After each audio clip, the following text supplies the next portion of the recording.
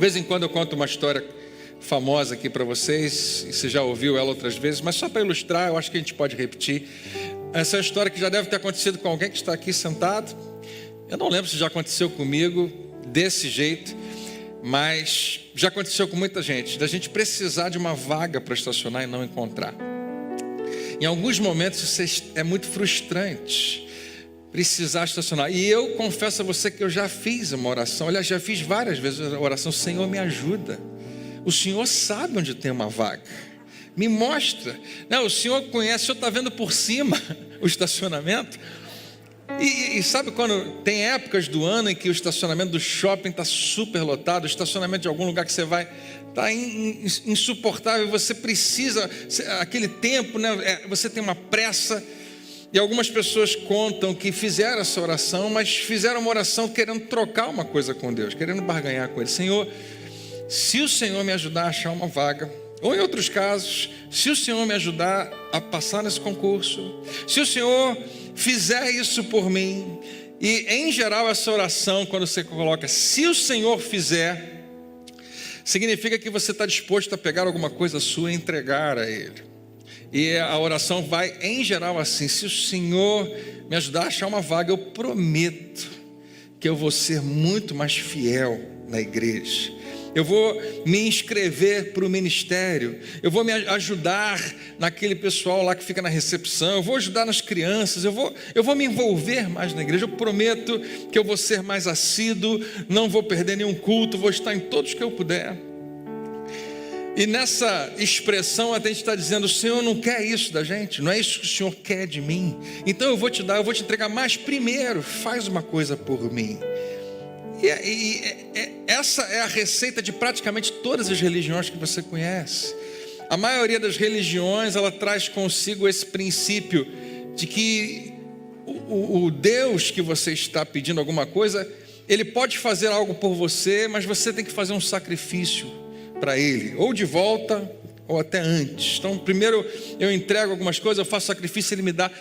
E o relacionamento que a maioria dos povos tem com os seus deuses é um relacionamento de troca, onde eu te dou alguma coisa, você me dá alguma coisa. E é nessa pequena historinha que deve ter sido real, porque eu já soube de gente que fez algo semelhante. E o Senhor me ajuda a achar uma vaga e eu vou entregar tudo a Ti. Vou na igreja mais, vou participar dos ministérios, vou orar mais, vou ler mais a Bíblia. E de uma maneira mágica, um carro sai na frente, a vaga aparece, os anjos cantam. E a pessoa vai entrar na vaga e fala: Senhor, não precisa mais, já resolvi o problema. Ou seja, a sua intervenção é desnecessária porque eu consegui resolver. E nessa pequena ilustração a gente tem esse princípio. Será? E eu queria te perguntar isso hoje: será que tem algo em você que Deus realmente quer? Será que você tem alguma coisa que Deus quer, o que Ele precisa? Será que... Deixa eu trazer para bem perto de casa. Quantos aqui são pais? Você é pai de filhos pequenos, adolescentes? Tem alguma coisa que seu filho realmente pode te dar que vai te fazer tão bem assim? Um filho pode prometer algo ao pai e... Ai, que bom que meu filho prometeu isso e vai dar. Em geral não tem. Em geral o pai e a mãe provê. A gente faz, né? E a gente não pede que o filho faça necessariamente algo em troca para amá-lo, para cuidar dele. Um filho não precisa pedir desesperadamente para que o pai, né, o sustente. Não deixe faltar comida em casa, me ajuda no quanto você puder. E se você fizer isso, eu vou te dar mais beijo, abraço, vou trazer, né, mais notas boas para casa. Nenhum filho não precisa disso, porque o pai sabe que a sua função, a sua responsabilidade é servir da melhor maneira que você puder a sua família. E por que a gente acha que realmente a gente tem algo que Deus quer? Ou que tem algo que Ele precisa? Eu queria fazer você pensar nisso, porque embora eu esteja indo nessa direção, vai parecer que eu vou na contramão quando eu usar os exemplos onde Deus aparece na história e pede algo das pessoas, e pede que elas deem alguma coisa, e que elas emprestem alguma coisa. E a pergunta continua: será que Deus precisa daquilo que você tem? E eu vou me aventurar a responder a primeira parte dessa pergunta. Deus não precisa de nada que você tem. Deus não precisa e não quer nada que você tem, se você quer usar isso para trocar algo com Ele. Se você apenas tem isso como uma moeda de troca. Se você acredita que o que você tem para oferecer se compara com o que Ele tem para oferecer. Não tem nada que eu possa dar a Deus que vai comparar com o que Ele já fez por mim, que nós cantamos aqui hoje. Naquele dia em que o véu se rasgou, se Deus não fizesse mais nada, Ele já fez tudo. Jesus diz, está consumado. Completamente pago o preço. E nós vamos nascer e morrer num mundo que ainda jaz no maligno, que ainda é contaminado pelo pecado, mas em Cristo Jesus eu sou uma nova criatura e eu vou viver para sempre com Ele. Se Deus não fizesse mais nada, Ele já fez tudo. Mas existem alguns episódios que vão nos mostrar que a dinâmica que Deus tem com o homem é que sim, Ele convida o homem a participar do que Ele está fazendo e Ele convida o homem a dar, a emprestar alguma coisa a Ele. E Ele muitas vezes nos faz até acreditar que aquilo é nosso, mas nunca foi. Tudo que você tem, tudo que você é, antes de tudo é dele. Foi Ele que te deu. E Ele te convida a administrar isso muito bem e, se você for esperto, devolver a Ele, de alguma maneira. Hoje eu pensei em 4 histórias, 2 no Antigo Testamento, 2 no Novo Testamento, que ilustram esse princípio. As 2 histórias do Antigo Testamento têm 2 profetas e 2 viúvas. O profeta Elias, numa seca, numa fome muito grande, daquelas que a gente nunca viu, mas de muita gente morrer porque não tem o que comer. Deus sustenta Elias de uma maneira muito especial. Ele fala, vai para um lugar tal, um lugar chamado Querite, e fica lá e vai ter uma fonte, vai ter água. Ninguém tem água, mas você vai ter água, Elias. E para comer, eu vou mandar o iFood dos pássaros, né? Os corvos vão trazer comida para você. Não sei, eu acho que muita gente cética talvez tenha dificuldade imensa de acreditar que isso é possível, que um homem vai ficar no deserto e corvos vão trazer comida para ele. Mas se você, como eu, decidiu que sim, a palavra de Deus é verdade, isso aconteceu. Enquanto um monte de gente estava morrendo, Elias em algum nível estava sendo sustentado, mas de repente a fonte seca. E Deus fala para ele, agora eu quero que você vá para outro lugar. Ele leva ele para uma cidade chamada Serepta. Desculpa, não dei para você referência, depois você pode ler 1 Reis, capítulo 17. 1 Reis, capítulo 17, conta essa história. E Deus fala com ele, quando chegar lá, vai ter uma viúva lá na cidade que vai te sustentar. Na cidade não tinha só uma viúva, devia ter várias. E eles não sabiam exatamente qual seria, mas ao chegar num lugar, numa aldeia, ele se encontra com uma viúva e Deus aponta, é essa. E ele fala, bom, Deus está fazendo uma coisa doida, porque viúvas em geral não têm dinheiro. No momento em que elas se tornam viúvas, imediatamente elas se tornam desamparadas. Naquela cultura, se hoje isso pode ser uma realidade, naquela cultura 1000 vezes mais. Mas Deus vai estar dizendo que uma viúva vai me sustentar, ok. Então ela deve ter muito dinheiro. Então ela deve ter muitos bens, ela deve ter muita comida armazenada. E a primeira coisa que Elias pergunta, em geral, é uma coisa que os profetas costumam perguntar, você tem alguma coisa? O que você tem? E não é uma pergunta incomum na Bíblia. Deus pergunta isso frequentemente. O que você tem na mão? Jesus vai perguntar daqui a pouco, o que vocês têm aí? E Elias pergunta, talvez a pergunta que quase todo mundo estava fazendo, você tem alguma coisa para comer? Se a comida acabou, você vai no vizinho e fala, sobrou alguma coisa, dá para compartilhar? Tem alguma coisa para comer? E aquela mulher reconhece, ele é um homem de Deus e fala, tão certo como vive o Senhor. E eu não sei com que força ela falou isso, porque ela devia estar fraca, com fome. Ela disse, não tenho nada, senão, e não é, essa expressão aparece muitas vezes, não tenho nada, vírgula, senão, e sempre tem alguma coisa. Mas a gente não reconhece aquilo como suficiente. Senão um pouquinho de farinha numa panela, um pouquinho de azeite numa garrafinha, numa botija, e eu estou indo me preparar a última refeição que eu vou ter com o meu filho. Ali em casa tem uma criança, tem um filho, e eu vou preparar o último pão nós vamos preparar, vamos comer e depois não sei, profeta, mas eu acho que a gente vai morrer. Como todo mundo. Se não tem mais comida, chega uma hora que a gente morre. E Elias faz o impensável, porque a gente pensa nesse momento, bom, ele é um homem de Deus. Se ele tem discernimento, se Elias realmente está sendo dirigido por Deus e você está assistindo a cena, essa mulher diz, eu vou morrer depois que fizer essa refeição. A gente na plateia pensa, eu acho que Elias vai desistir. Vai chegar para ela e vai falar, ô querida, desculpa ter perguntado se você tinha alguma coisa para comer, vai lá, cuida do seu filho. Eu vou procurar outra viúva, não deve ser você. Deus falou que alguém vai me sustentar. No entanto, o Espírito do Senhor sobre Elias faz o que a gente não consegue imaginar e pensar. Eu queria que você hoje tentasse entender por que Deus faz isso. Por que Deus pede alguma coisa da gente que faz a gente pensar como Ele ousa pedir isso de mim? E com que propósito? Elias chega para ela, ok, você vai fazer um pão para você e para o seu filho, mas antes... E talvez ela pense, antes, ora. Antes, antes você vai fazer para mim uma comida. Com essa mesma farinha, com o que você tem, você vai fazer para mim. Hoje Elias seria manchete de jornal. Né? Que absurdo, pastor pilantra pede à viúva que está morrendo o que ela tem.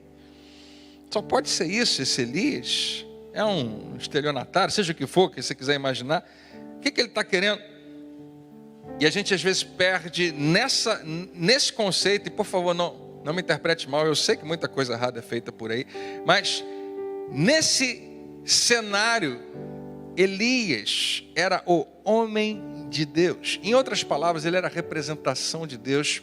Essa mulher reconhecia que o que ela fizesse por Elias não era para ele, era para Deus. E é por isso que ela obedece. E ela faz, primeiro, um pequeno bolo. Ele pede um pequeno bolo, Mana Maria, sem recheio. Para mim. E depois você vai comer. Você e seu filho vão ter a sua refeição.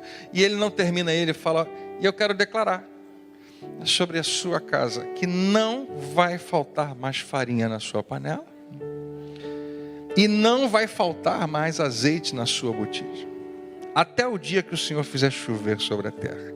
Ou seja, até as coisas voltarem ao normal, você vai ter sustento.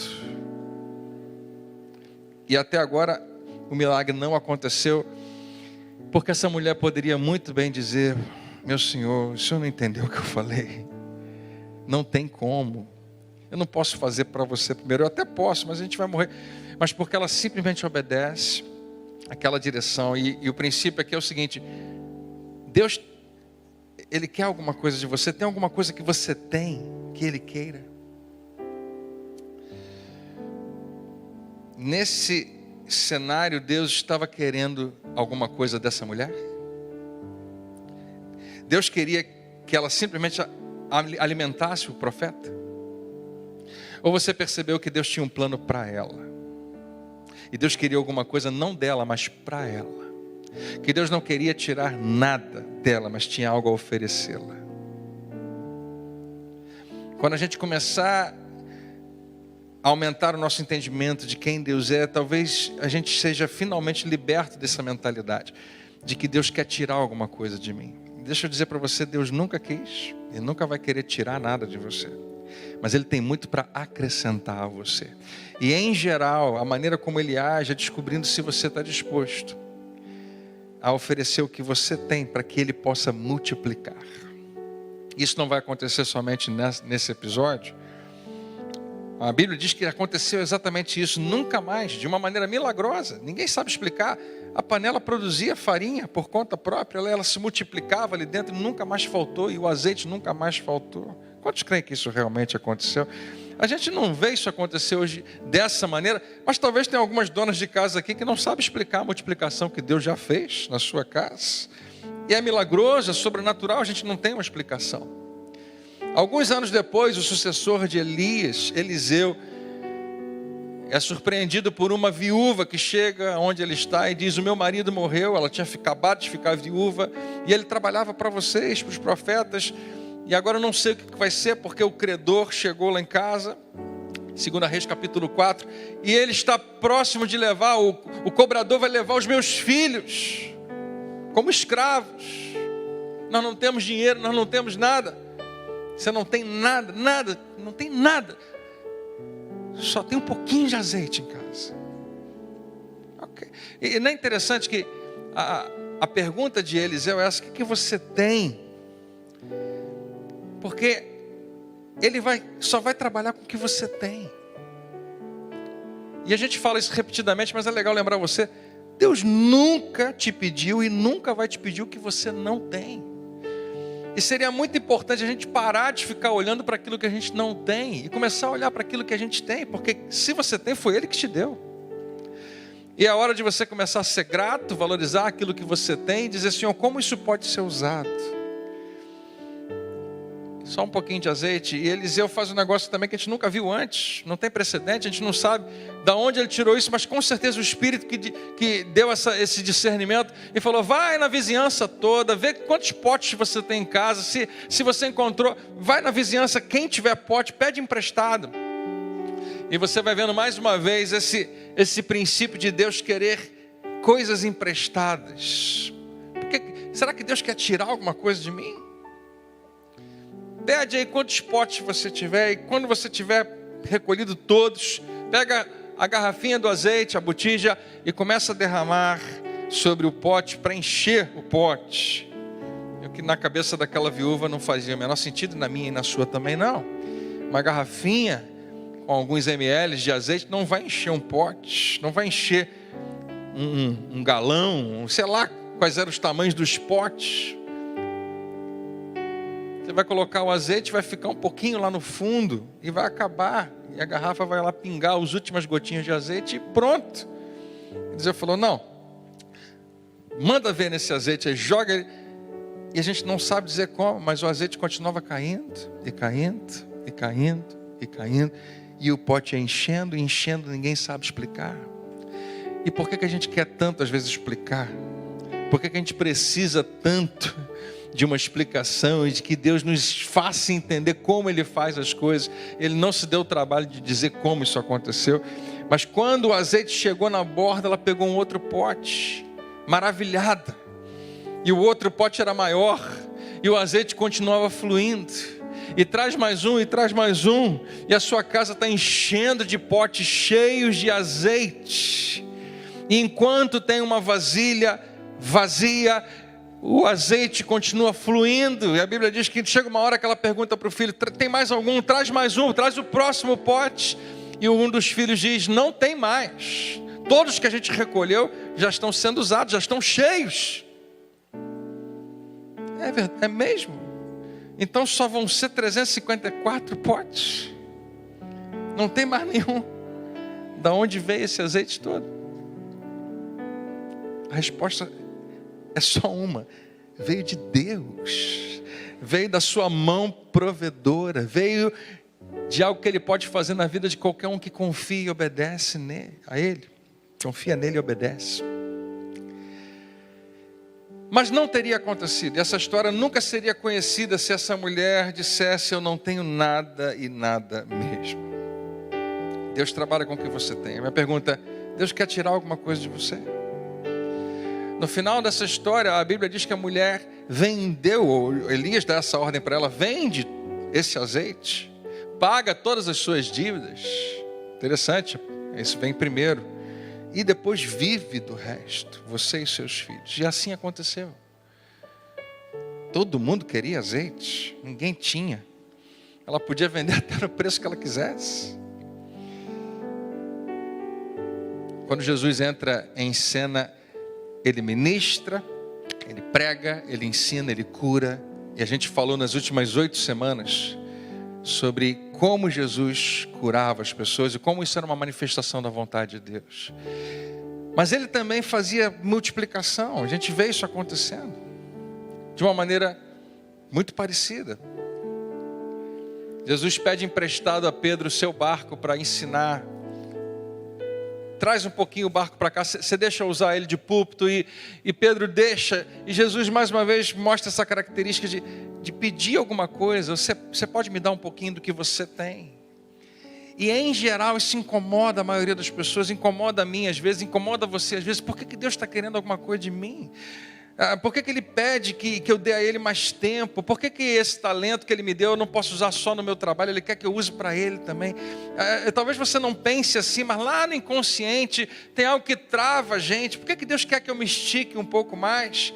E a pergunta para essa manhã é essa: por quê? Por que Deus quer alguma coisa de você? Por que Ele quer que você empreste ou dê alguma coisa a Ele? É para benefício dEle? É para que Ele fique feliz no final e saia ganhando alguma coisa? Se a gente olhar para essas histórias, vai ficar muito óbvio, vai ficar muito claro que nunca Deus pediu alguma coisa do homem para que Ele mesmo ficasse feliz, para que Ele, Deus, se sentisse mais completo porque você deu alguma coisa. Não tem nada que você possa dar a Ele que Ele não tenha. Não tem nada que a gente possa entregar a Deus que Ele já não tenha recebido. Quando Ele pede alguma coisa a você, Ele está de olho no seu futuro, Ele está interessado no seu bem, Ele está esperando que você confie para que você experimente algo muito maior. Deus pede alguma coisa a você para que nas mãos dEle seja multiplicado. Depois de ter pregado, Jesus fala para Pedro: vamos pescar? E Pedro fala: já tentamos, não deu certo, a noite toda, que é a hora de pescar, madrugada, quando a água está na temperatura certa e os peixes estão naquela região, nós tentamos. Hoje, Jesus, tem aquele ditado, né? Tem dia que é noite, e hoje não deu muito certo, hoje a gente não conseguiu, vai ser improvável conseguir pescar agora. E Jesus não insiste. Pedro é que chega no final e fala: mas quer saber, já que foi você que pediu, Jesus, eu vou fazer o que você está mandando. E Pedro obedece, um simples gesto de obediência que não era difícil, um pouquinho trabalhoso, arriscado. O que vão pensar de mim se eu puxar essa rede e não vier mais nenhum peixe? Você corre o risco de se expor um pouquinho? Sim, mas difícil não é. E frequentemente Jesus também pede coisas que não são tão difíceis para mim e para você, só para saber se você é capaz de dar um passo. Daqui a pouco Ele pede algo mais difícil. Daqui a pouco Ele vai pedir algo que você acha que é impossível você fazer. Mas não antes de te convidar a confiar nele, nas pequenas coisas. Quando eles puxam a rede, a Bíblia diz que 2 barcos não conseguem carregar a quantidade de peixe que estão rompendo as redes. Nunca uma pescaria daquela acontecia em qualquer ótimo dia de pescaria. Mas numa palavra de Jesus, Jesus usa o que para multiplicar peixe nesse dia? Obediência, como sempre. Pedro poderia dizer: Jesus, muito obrigado, mas não. Porque eu já fiz isso, eu acho que você também. Jesus, eu acredito em Ti, eu confio em Ti, você é tudo para mim, mas eu vou fazer o que eu quero fazer. E eu não tenho coragem de verbalizar isso, mas lá no fundo eu confio mais em mim do que em você. Não conta para ninguém. Deixa eu ficar com isso bem interiorizado aqui, mas a verdade é essa. Eu prefiro acreditar na minha força, na minha capacidade, na minha inteligência, do que me entregar e confiar. Pedro poderia ter feito isso? Podia.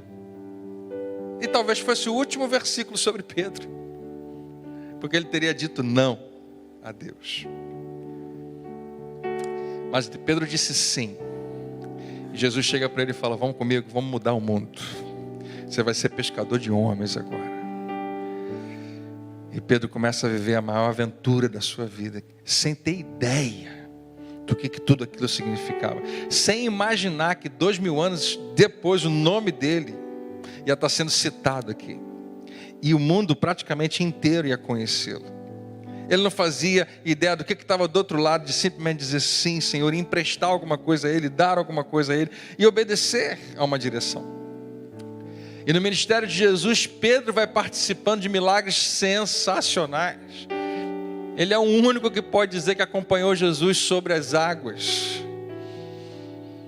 Ele é o único, um dos poucos que vai poder dizer que estava ali quando Jesus foi transfigurado naquele monte, e ele viu com seus próprios olhos 2 homens que ninguém sabe exatamente qual é o final da história deles. Moisés, ninguém sabia exatamente onde tinha sido sepultado. Elias, sabiam que tinha sido carregado para o céu. E Pedro tem essa experiência, tem experiências que eu e você só podemos sonhar em ter. E uma delas é que Jesus, num determinado momento, falando para uma grande multidão, que a gente não sabe quantos conseguiam ouvi-lo, porque a Bíblia fala que eram mais de 5 mil. 5 mil se você contar os homens. E se você ler aquilo com cuidado, por que a Bíblia faz questão de enfatizar que tinha cerca de 5 mil homens, sem contar mulheres e crianças? Porque quando eles começavam a contar os homens, e identificar quantos homens tinham, eles estavam pensando já em exército. Eles estavam pensando, porque a Bíblia fala que no final dessa história queriam arrebatar Jesus para proclamar o rei. Já estamos prontos. Vamos tomar Roma, vamos tomar a Judéia e a Galiléia, tudo de volta para a gente. O Império Romano não mais vai dominar. Porque olha só quem é esse homem. Ele fala e o vento obedece. Ele toca no morto e o morto ressuscita. E se a gente precisar de comida, ele providencia. Aquela multidão de pessoas na frente dele, os discípulos chegam, Jesus, libera o pessoal, o Senhor já ensinou coisas sensacionais, todo mundo vai cheio de verdade para casa, mas vai acabar morrendo de fome pelo caminho, libera logo eles. E Jesus fala algo que, mais uma vez, desafia todo mundo. Vocês, por que vocês não dão comida a vocês? Para eles. A gente não tem. O Senhor está querendo que a gente providencie? Jesus não tem nenhum lugar aqui perto que vende comida. Jesus fala isso com Filipe, que era da região, conhecia a área. Não tem nenhum lugar para comer. E se tivesse alguma padaria, algum supermercado, algum mercadinho, a gente não teria lá no mercadinho comida suficiente para alimentar essa multidão. E se tivesse comida suficiente, a gente não teria o dinheiro. Ou seja, o que o Senhor está pedindo é impossível. Não tem o dinheiro, não tem nada. E eu acho que Jesus só dá um sorriso para eles e fala, vai ver o que vocês têm aí, o que tem? Alguém tem alguma coisa?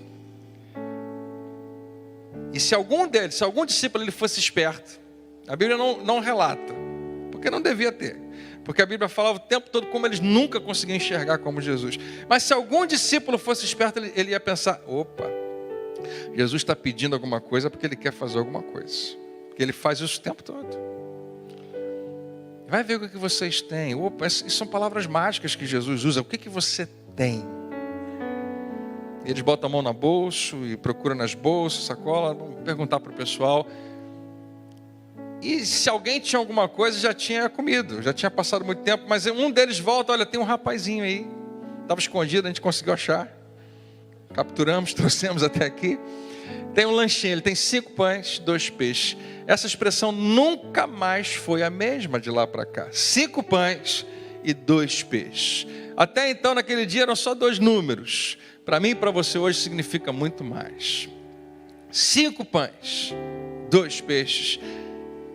E o André, um dos discípulos de Jesus, amaldiçoa os 5 pães e os 2 peixes. Fala mal, despreza os 5 pães e 2 peixes. Chega para Jesus e fala, mas o que é isso para tanta gente? E é pouco, é insuficiente, não serve para nada. Jesus mal serve para uma, talvez 2 pessoas. Em outras palavras, o Senhor pediu para a gente procurar, a gente procurou, a gente encontrou, é só isso, não tem jeito. Vamos voltar para o plano A, libera todo mundo.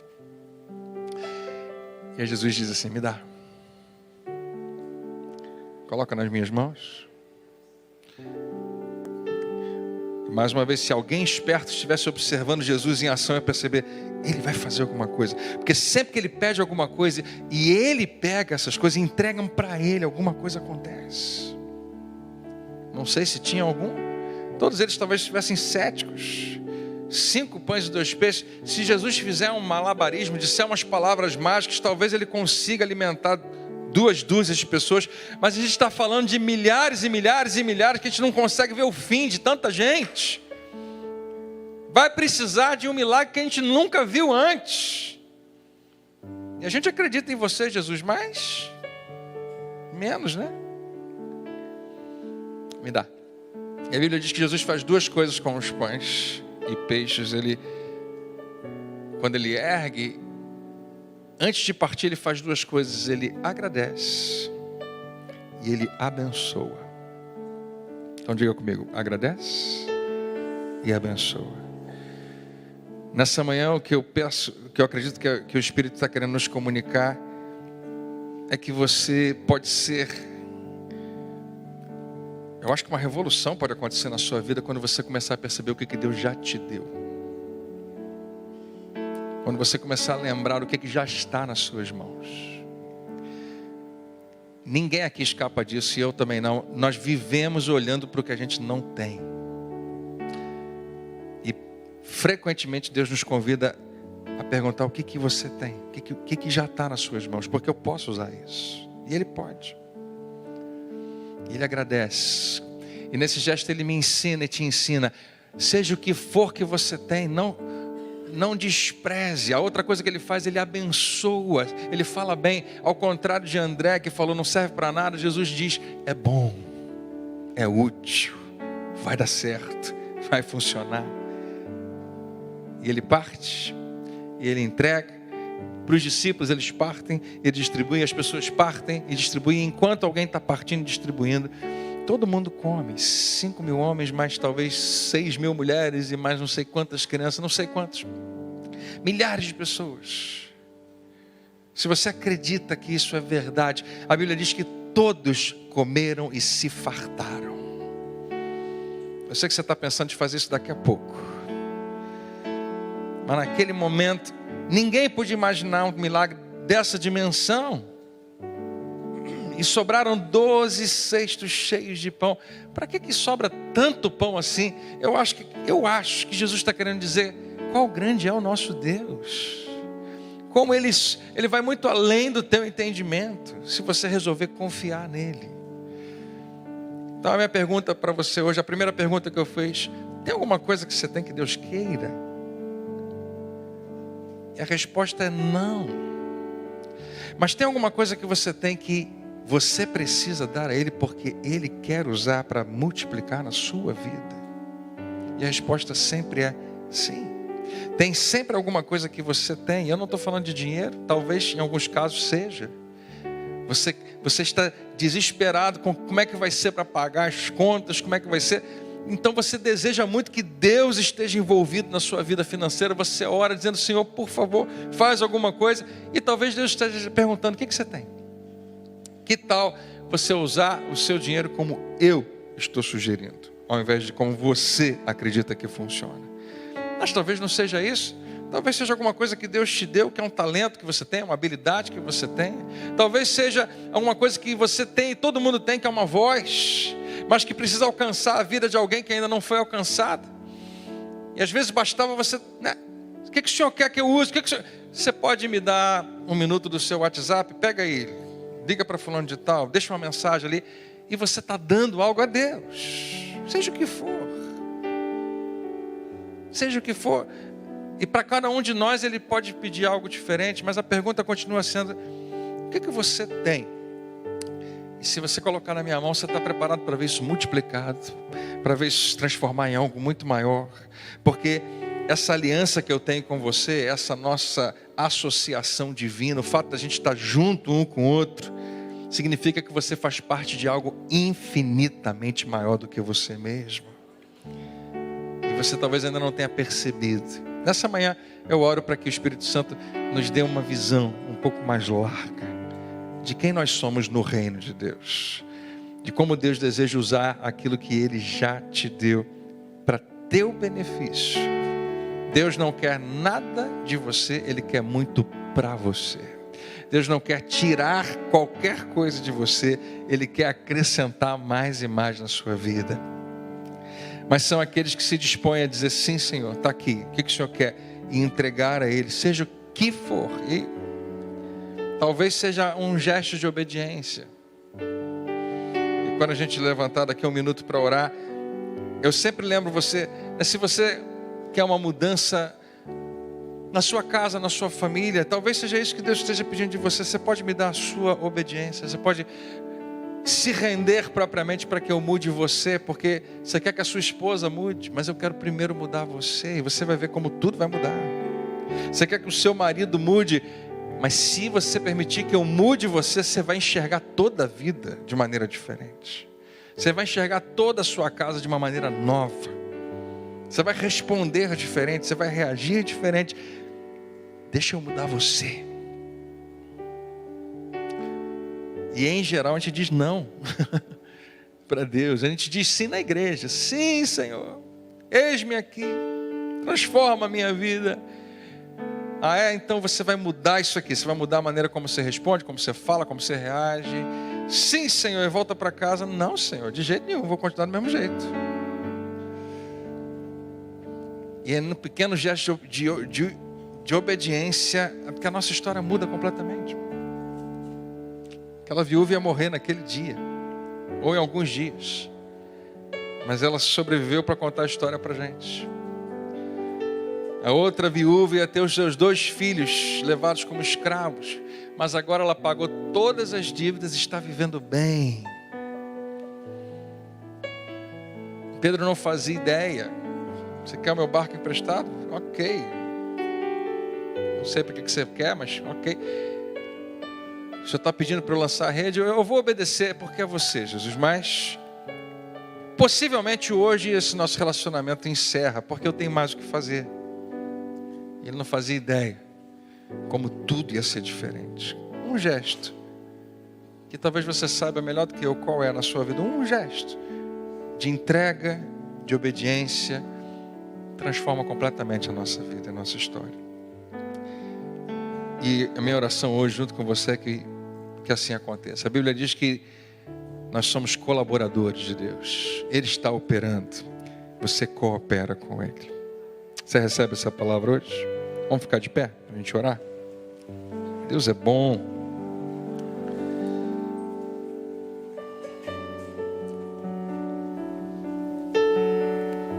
Quando a gente estava cantando uma das canções aqui que fala sobre a certeza da presença de Deus, a certeza de que Ele está com você, eu sempre lembro de Davi indo enfrentar o que a gente chama de um gigante, mas ele mesmo nunca chama de gigante. Quando Davi vai enfrentar Golias, ele nunca se refere a Golias como gigante, ele se refere àquele incircunciso filisteu. Em outras palavras, aquele guerreiro do outro adversário lá, do outro time, mas ele fala incircunciso, que significa não tem aliança com Deus, não tem um aliado que eu tenho.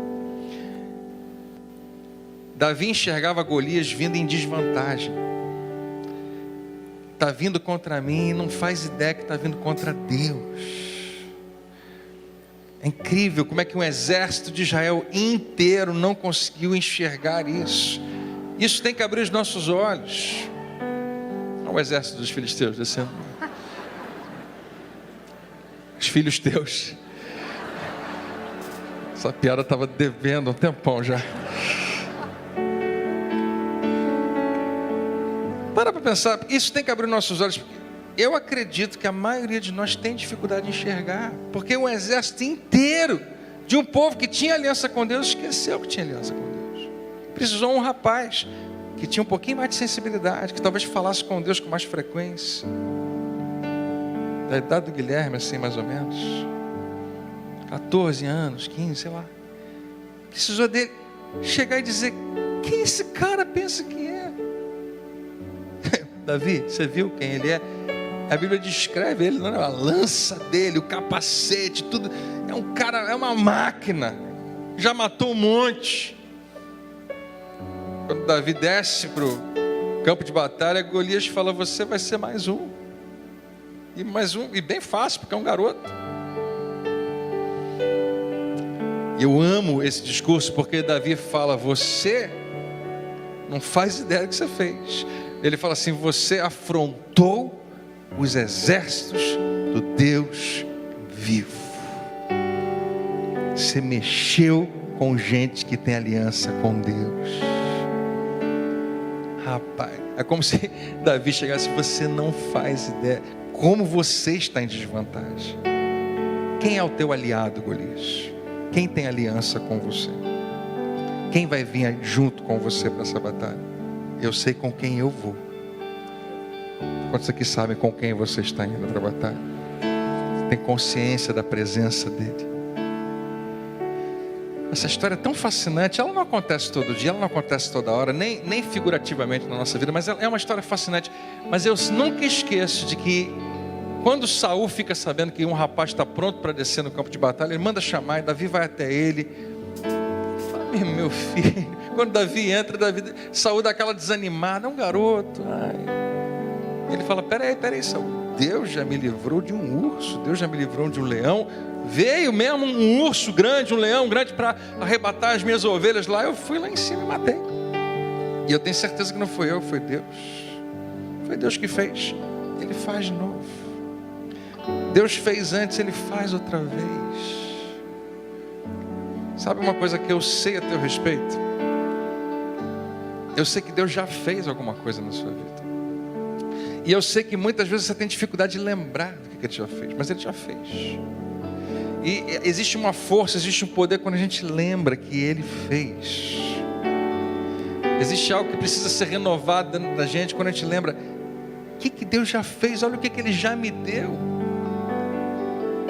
Você percebe aquele pouquinho de azeite na botija que ninguém dá valor? Aquela mulher nunca mais olhou do mesmo jeito para azeite. Isso é a coisa mais preciosa que eu já vi na minha vida. Olha como é que Deus pega algo assim e faz algo tão grande. Não despreza o que Deus já te deu. Não despreza o que você já tem. Faça igual Jesus, agradeça, abençoe e coloca nas mãos dele. Deixa ele. Essa manhã, se você permitir, os próximos minutinhos eu queria que você entregasse. O que você achar que Deus está te pedindo, entrega a ele.